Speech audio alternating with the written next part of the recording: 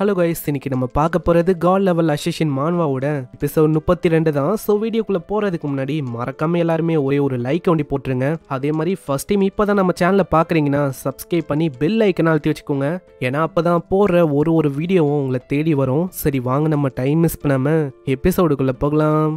எபிக்கோட ஆரம்பத்திலேயே நம்ம ஹீரோ கிட்ட மவுண்ட் பெல்லுன்னு ஒரு பெல்லு கச்சிருக்க. இந்த மாதிரி ஒரு விஷயம் கிடைக்கும்னு நான் சுத்தமாக யோசிக்கல. இதுக்கு தேங்க்ஸ் சொல்லணும்னா லிட்டில் பிளாக்கு தான் நான் தேங்க்ஸ் சொல்லணும்னு நினைக்கிறேன். இந்த மவுண்ட் பெல் இருக்குல்ல, இது எப்படிப்பட்ட விஷயம்னா ஒரு கோஸ்ட் நைட் உல்ஃபை சமன் பண்ண முடியும். இதோட லெவல் அதுவும் 11ல இருக்கும். அது ஒரு அசிஸ்டன்ட் மாதிரி பேட்டிலையும் ஈடுபடும். அது மேல நம்ம ஹீரோவால அங்க டிராவலும் பண்ண முடியும். உண்மையை சொன்னா இந்த கோஸ்ட் நைட் உல்ஃப் இதெல்லாம் ரொம்ப ஸ்பீடா நகர முடியும். அப்படி இருக்கும்போது நம்மளால எங்க வேணாலும் போக முடியும் ஸ்பீடா. இந்த உல்ஃபோட ஸ்ட்ரென்த் அது 148ல இருக்கு. அதோட கான்ஸ்டிடியூஷன் அது 155 இருக்கு. அதோட வேகம் 191. அதோட ஸ்பிரிட் 135. அதே மாதிரி இந்த பெல்லுக்கு ஒரு ஸ்பெஷாலிட்டியும் இருக்கு. எவ்வளோக்கு எவ்வளோ நம்ம ஹீரோ சண்டை போட்டு எக்ஸ்பீரியன்ஸை கெயின் பண்றானோ அதுக்கேற்ற மாதிரி இந்த உல்ஃபாலையும் பயங்கரமா டெவலப் ஆக முடியும். முக்கியமா இதோட வேகமும் ஸ்ட்ரென்த்தும் அங்க அதிகரிக்கும். உல்ஃபை ஆளை ஆக்டிவேட் பண்ணி விடுறான். பின்னாடி ஒரு பங்கமான உல்ஃப் அப்படியே நிக்குது. இந்த உல்ஃபுக்குன்னு ஸ்பிரிண்ட்டுக்கான எபிலிட்டி இருக்கு. அதை ஆக்டிவேட் பண்ணிட்டா அவ்வளவுதான். இந்த உல்ஃபால கிட்டத்தட்ட 245% செம்ம வேகமா ஓட முடியும். இந்த உல்ஃபுக்கு இன்னொரு எபிலிட்டியும் இருக்கு. இதுக்கு பர்மனன்டான ஸ்டெல்த் இருக்கு. அட்டாக் பண்ணும்போது 120 டேமேஜ் அதிகமா போகும். அட்டாக் பண்ணும்போது தான் அந்த ஸ்டெல்த்தும் உடையும். அதோட கூல் டவுனுக்கான லிமிட்டும் வெறும் 60 செகண்ட் தான். அதுகிட்ட இன்னொரு எபிலிட்டியும் இருக்கு. சிங்கிளா அது தாக்கும் போது அதோட டேமேஜ் 267% ரொம்ப அதிகமா இருக்கும். அதே மாதிரி இது எப்பெல்லாம் கத்திக்கினே தாக்குதோ அந்த டைம்லயும் இதோட அட்டாக், டிஃபென்ஸ், எலமெண்டல் ரெசிஸ்டன்ட் எல்லாமே 35 அங்க பிளஸ் ஆகுது. அது போக இதுக்கும் லிமிட் இருக்கு. கிட்டத்தட்ட 600 செகண்ட்ல இது நம்ம ஹீரோவால திரும்பவும் ரீஆக்டிவேட் பண்ணிக்க முடியும். உண்மையை சொன்னா இது ரொம்ப அற்புதமா இருக்கு. இதை வச்சு என்னால டிராவலும் பண்ண முடியும். அதே டைம்ல சண்டை போற பெட்டாவும் என்னால பயன்படுத்த முடியுது. இது கூடவே ஸ்டெல்த்தும் வேற இருக்கு.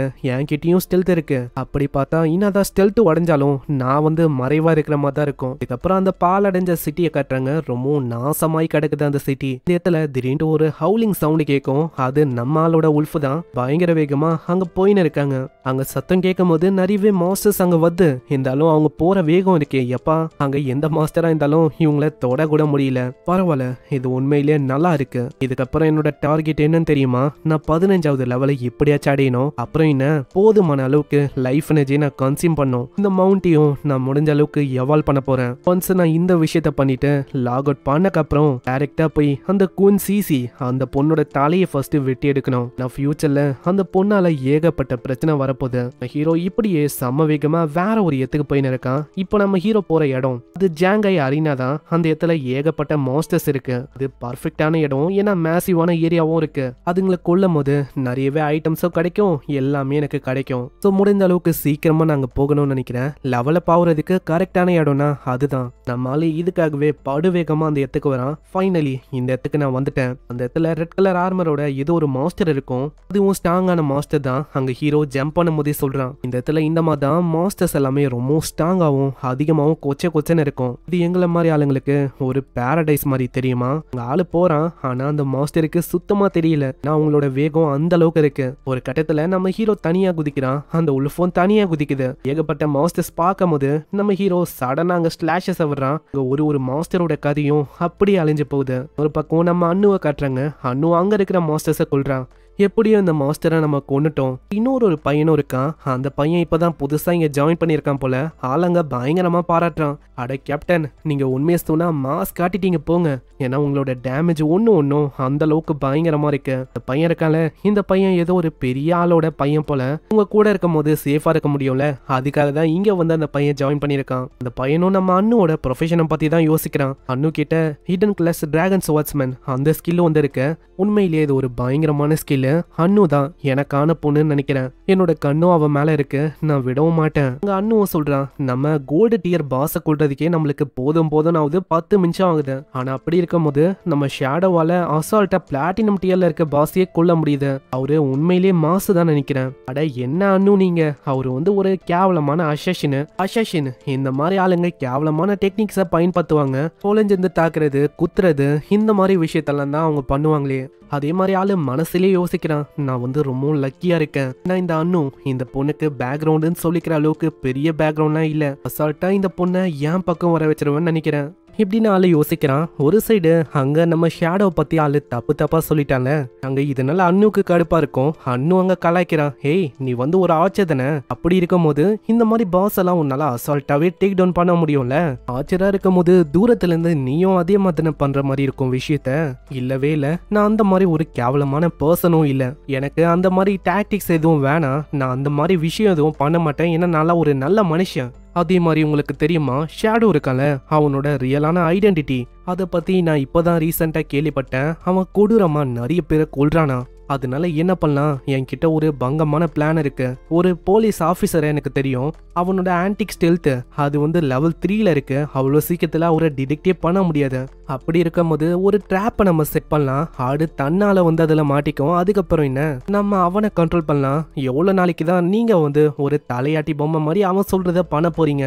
அதனால அத்தாரிட்டி மீதி விஷயம் எல்லாமே நம்ம பக்கம் வந்துடும். ஏன்னா ஷேடோவை உண்மையை சொன்னா என்னால எப்பயுமே நம்பவே முடியாது. ஏன்னா இப்பதான் கொடூரமான விஷயம்லாம் ஏற்பட்டுச்சு. அந்த சாங்கு அவரு எந்து போயிட்டாரு, அவரோட தங்கச்சியும் எந்து போயிடுச்சு. அந்த மாதிரி விஷயத்த பண்ணதும் ஷேடோ தான். அப்படி இருக்கும் போது அந்த விஷயம் நம்மளுக்கு ஏற்படாதுன்னு என்ன உறுதி இருக்கு? இதெல்லாம் கேட்கும் போது அவங்க ரொம்ப ஆர்வமா அங்க கேட்டு இருப்பாங்க. ஆனா ஒரு கட்டத்துல அவங்க ரெண்டு பேருமே அவங்களோட மூஞ்ச பார்த்துட்டு பயங்கரமா அவங்க சிரிக்க ஆரம்பிச்சுறாங்க. ஹேய் லிங்கு, நீ இன்னமும் வளரணும்னு நினைக்கிறேன். ஏன்னா நாங்க ஒன்னும் அவன் பரப்பி வச்ச குப்பையெல்லாம் கிளீன் பண்ணல. ஏன்னா நல்லா யோசிப்பாரு, அவனை இதே மாதிரி கோஆபரேட் பண்றதுக்கு இதுதான் ஒரு நல்ல வழி. அது போக இந்த உலகத்திலேயே கோல்டன் பாஸோட ஃபர்ஸ்ட் கில்லு, பிளாட்டினம் பாஸோட ஃபர்ஸ்ட் கில்லு எல்லாத்தையுமே அவன் தனியா பண்ணான். அப்படி இருக்க ஒரு பர்சனை எப்படி நம்மளால ஜெயிக்க முடியும்? அதே மாதிரி லிங்கு, உன்னோட மூளை என்ன காணாம போயிச்சா? மாஸ்டர் ஏதாச்சும் சாப்பிட்டுச்சா என்ன? அட அண்ணு, அவனோட முகத்தை பாரு. நீ இதுக்கு மேலேயும் நீ கேலி பண்ணனு வச்சுக்கேன், அவ்வளவுதான், அவன் அழுதுருவான் போல. என்னதான் இருந்தாலும் அவன் கேட்கறது மொழியே இல்லாம கேட்கற மாதிரி தானே இருக்கு. இதெல்லாம் கேட்கும் போது லிங்குக்கு ரொம்ப கடுப்பா இருக்கு. ஆளு பயங்கரமா காத்துறான். அந்த ஷேடோ நாய் கிட்ட என்ன பெரிய ஸ்கில் இருக்கோ, அந்த கேவலமான ஷேடோ அவன் வந்து வெறும் ஒரு குட்டி அசசின் ஒண்டி தான். நான் கண்டிப்பா ஒரு மிகப்பெரிய ஸ்டெல்த்தை அடைய தான் போறேன். அதுக்கப்புறம் யாராலையுமே என் முன்னாடி நிக்க முடியாது. நான் மிகப்பெரிய ஆளா ஆயிடுவேன். அதுக்கப்புறம் என்ன, உங்களுக்கும் நான் யாரும் காட்டுவேன். அதுக்கப்புறம் என்ன, நீங்க எல்லாருமே என்னோட காலடியில விழுற மாதிரி இருக்கும். உங்களை மாதிரி ஸ்டேட்டஸே இல்லாத ஆளுங்களா நான் முன்னாடி பேசவே கூடாது இப்படின்னு ஆளு பயங்கரமா கத்தின்னு இருக்கான். ஆனா பாவம், அவன் கத்துறத யாருமே கண்டுக்க கூட இல்ல. ஏய், அந்த பாஸோட லூட்டை பாரு.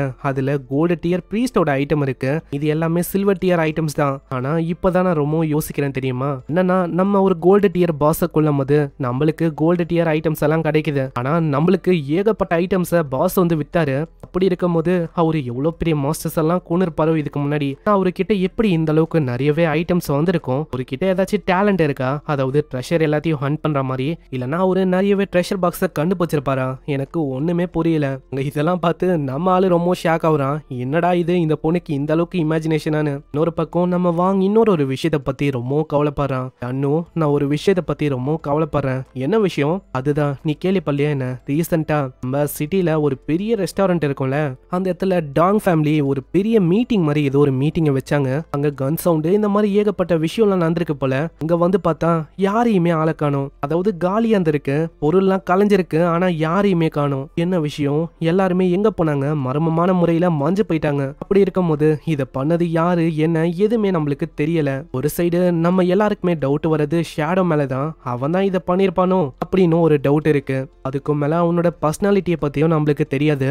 ரியல் லைஃப்ல அவன் யாரு என்னன்னு. ரியல் லைஃப்ல திடீர்னு நம்ம ஷேடோ ஒரு சைக்கோ கில்லரா இருந்தா யோசிச்சு பாரு, நம்மளோட நிலைமெல்லாம் என்ன ஆகும். ஆமா வாங்க, நான் வந்து அந்த விஷயத்த கேட்டு பார்த்தேன். இந்த விஷயத்த ரொம்ப சீரியஸா வெளியில பேசின்னு இருக்காங்க. ஷேடோ இருக்கிறதுக்கு நிறையவே வாய்ப்பு இருக்கு அப்படின்னு தான் எல்லாருமே யோசிக்கிறாங்க. ஆனா யோசிச்சு பாரு, அந்த இடத்துல எந்த விதமான எவிடன்ஸும் இல்ல அவனை கனெக்ட் பண்ற மாதிரி. ஆனா ஷேடோ இதை பண்ணியிருந்தாலும் ஸ்டில் அவன் சொல்றத நான் பண்ணலாம் அப்படின்னு யோசிச்சிருக்கேன். ஹைரப்ஸே கேட்கலனா கூட நான் வந்து என்ன வேணாலும் பண்றதுக்கு தயாரா இருக்கேன். ஷேடோக்காக யாரு தான் இந்த மாதிரி விஷயத்த பண்ண மாட்டாங்க இப்படின்னு அவ சொல்லிட்டு போறான். நம்ம வாங்க அங்க எதுவும் புரியல, என்னடா இவ சொல்றான்னு. இன்னொரு பக்கம் அவங்க ரெண்டு பேரும் இப்படி வரும்போதே முன்னாடி ஒரு பர்சன் சொல்றான், நாங்க முன்னாடி ஒரு அரினாவை பார்த்தோம். அந்த இடம் முழுக்க ஒரே லூட்ஸா இருக்கு. அநேகமா ஏதோ ஒரு பங்கமான டீம் வந்திருக்குன்னு நினைக்கிறேன். அந்த டீம் தான் எல்லாரையுமே முடிச்சு விட்டுருக்கு. இருக்கிற ஒரு மாஸ்டரும் இப்ப இறந்து போய் கிடக்குது. ஏகப்பட்ட ஐட்டம்ஸும் இருக்கு. அப்படியா, அப்பனா வேற என்ன, நம்ம போகலாம் இப்படின்னு அவ போக ஆரம்பிக்கிறான். நிறையவே லூட்ஸா இருக்குல்ல, அது எல்லாத்தையுமே அவங்க பாக்குறாங்க. கொச்ச கொச்சன்னு இருக்கு. இருக்கு. மெசேஜ் சொன்ன அந்த ஆளு ரொம்ப ஷாக் ஆகுறான். என்ன இது வந்து நரிவே லூட்ஸிங்க இருக்கு. அப்படி பார்த்தா இங்க 100க்கும் மேல நரிவே மாஸ்டர் சேர்ந்திருக்கும்னு நினைக்கிறேன். அப்பனா நம்மளையும் தாண்டி ஏதோ ஒரு பவர்ஃபுல்லான டீம் இங்க வந்திருக்கா என்ன? இல்ல அது கண்டிப்பா ஷேடோ அப்படின்னு அண்ணு அங்க சொல்றான். அதனால நீ என்ன பண்ணு, நீ ஷேடோவை தேடு. ஏன்னா யாருக்கு தெரியும் அவரு இங்கதான் இங்கேச்சு இருக்கலாம். நம்ம போகும்போது கூட அவரை சந்திக்கவும் வாய்ப்பு இருக்கு. பின்னாடி இதை கேட்கும் போது அங்க லிங்குக்கு ரொம்ப கடுப்பாவுது. ஆமா, எதை கேட்டாலும் ஷேடோன்னு அவன் தான் இதை பண்ணிருப்பான் அப்படின்னு உன்னால எப்படி சொல்ல முடியுது? நான் ஒன்னும் சாதாரணமா சொல்ல, குளோபல்லி அவன் தான் டாப் ஒன்னு. அது போக ஒரு ரேங்க் கம்மினா அது நம்ம தான். நம்மள தாண்டி வேற எந்த டீமும் இல்ல. அப்படி பார்த்தா அவரு தான் இந்த விஷயத்த பண்ணிருப்பாரு. ஆமா, அந்த ஷேடோ வந்து இன்வென்சிபிளா இருக்கிறதுக்கு காரணம் அவன் கிட்ட பவர்ஸ் இருக்கு. எனக்கும் இன்வென்சிபிளா அவரை பவர்ஸ் எல்லாம் இருந்துச்சுன்னா நானும் அந்த மாதிரி பயங்கரமான விஷயத்தெல்லாம் பண்ணுவேன். அவன்லாம் ஒரு ஆளா என்ன? என்னால அதை விடவும் பெரிய விஷயத்த பண்ண முடியும். என்ன, நான் கொஞ்சம் வெயிட் பண்ணும். நான் அப்படி ஸ்ட்ராங்காக இன்னும் சில பல மாசம் ஆகும். அது வரைக்கும் வெயிட் பண்ணாலே போதும். இப்படி ஆளு சொல்லும் போது அவன் பின்னாடி ஏதோ ஒரு விஷயம் நிக்கிற மாதிரி அங்க ஃபீல் ஆகுது. அதான் நம்ம ஷேடோ தான் அவன் இந்த ஸ்டெல்த்தை உடைச்சு விடுறான். இதை பாக்குற லிங்க் பைப்புல ரொம்ப பயந்து போயிடுது. அங்க பயத்துல பேண்ட்லயே அவன் ஒண்ணுக்கு போயிடறான்னு பாத்துக்கோங்க. அங்க அண்ணு ரொம்ப ஆர்வமா கேக்குறான். அட பாஸ், இந்த மாதிரி ஒரு மவுண்ட்டை நீங்க எப்படி கண்டுபிடிச்சிங்க? அதை பத்தி சொல்றியோ? அதுக்கு நான் லிட்டில் பிளாக்கு தான் தேங்க்ஸ் சொல்லணும். உங்களோட கோஆர்டினேட்ஸுக்கு ரொம்ப நன்றி. பரவாயில்ல, இருக்கட்டும். அதே மாதிரி அண்ணு, உனக்கு வந்து தெரியும் என்ன பண்ணுன்னு. எனக்கு நல்லாவே புரியுது. நீங்க தான் பிரைஸை செட் பண்ண போறீங்க. அதே மாதிரி பொருளையும் நாங்க வச்சுக்கலாம். பிடிக்கலன்னா வாங்க வேணாம். அதானே? கண்டிப்பா நாங்க வந்து எல்லாத்துக்கும் ஒத்துக்கிறோம். பிரைஸை நீங்களே செட் பண்ணிக்கலாம். அதுல எனக்கு பிரச்சனையே இல்லை. ஒரு சைடு நம்ம லிங்கோட பேண்ட்ல இருந்து இன்னமும் அங்க தண்ணியா ஊத்துது. அங்க பக்கத்திலேயே இருக்க அந்த பையனும் கேக்குறான், ஏய் நீ இன்னுமாடா ஒண்ணுக்கு போயின்னு இருக்க? அந்த அளவுக்கு பயந்துட்டியா என்ன? ஆமா, அந்த ஷேடோவை அவன் எல்லாரும் முன்னாடியும் என்ன அசிங்கப்படுத்திட்டான்ல. ஷேடோ ஜஸ்ட் வெயிட் பண்றா, உன்னை வந்து நான் விட போதில்ல எப்படின்னு ஆளு மனசுலயே அங்க கத்துறான். எங்கே இந்த எபிசோட முடியுது. ஸோ இந்த எபிசோடு உங்களுக்கு பிடிச்சிருக்கும்னு நினைக்கிறேன். பிடிச்சிருந்தா ஒரே ஒரு லைக்கை ஒண்டி போட்டுருங்க. அதே மாதிரி கமெண்ட் பண்ணுங்க. ஏன்னா கமெண்ட் பண்ற மூலமா இன்னமும் நம்ம சேனல் ரீச் ஆகும் நிறைய பேருக்கு. அப்படியே நீங்க சப்ஸ்கிரைப் பண்ணலையா? சப்ஸ்கிரைப் பண்ணிக்கோங்க. ஏன்னா அப்பதான் வீடியோ எல்லாமே உங்களை தேடி வரும். நான் உங்களை அடுத்த எபிசோட்ல சந்திக்கிறேன். தேங்க்யூ ஃபார் வாட்சிங். சைனரா.